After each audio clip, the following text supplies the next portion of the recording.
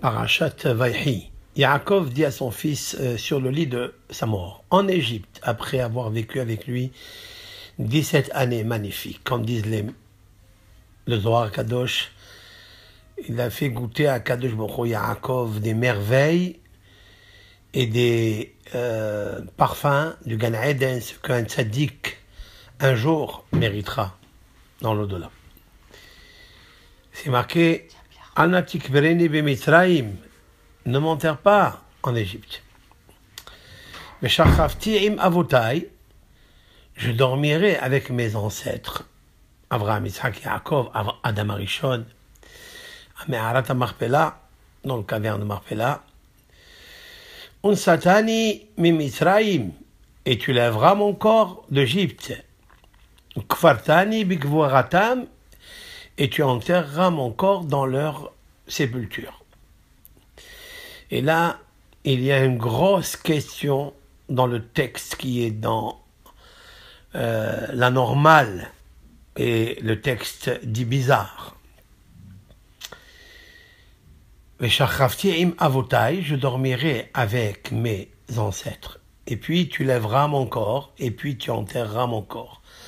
L'ordre est inexact. D'abord, tu lèveras mon corps, tu enterreras mon corps dans le caveau de Marpella, et je dormirai avec mes ancêtres. Pourquoi Yaakov Avinu, il a devancé ce qu'il y est à la fin? La réponse est la suivante. Veshachafti im avotai, il lui dit Yaakov à Yosef, écoute mon fils Yosef, le service que je te demande ne sera uniquement que pour le corps. Mais pour la neshama, dès lors qu'elle quitte le corps, elle n'a pas besoin de personne. Elle va rejoindre immédiatement la neshama des avot. Veshachafti im avotai, ma neshama, elle dormira immédiatement avec mes ancêtres. Et puis après, unsatani mimitzraim, je vais te laisser le corps ici. Le corps, il devient lourd. Il va falloir quelqu'un qui le lève jusqu'à le transporter à Me'arat Marpella.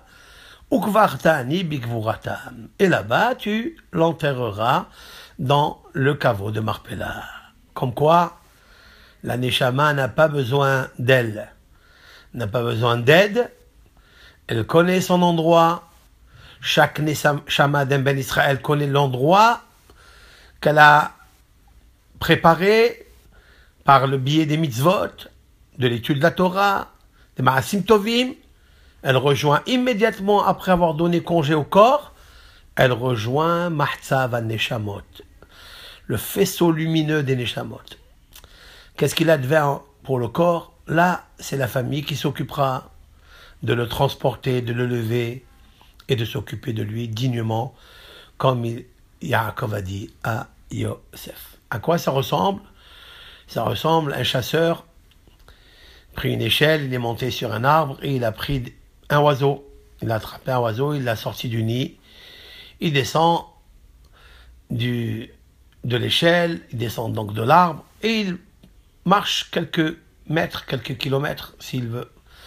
Et l'oiseau dans ses mains. Et puis un jour il regrette, il dit bon, qu'est-ce que j'ai fait? Je vais essayer de ramener l'oiseau à son nid. Il n'a pas besoin de revenir, de remonter sur l'échelle, de monter sur l'arbre, poser l'oiseau sur le nid.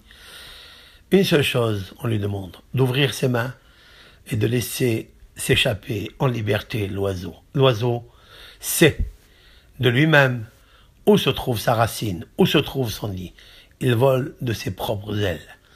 La même chose, la Neshama, elle est attrapée par le chasseur qui est le Serara dans ce monde.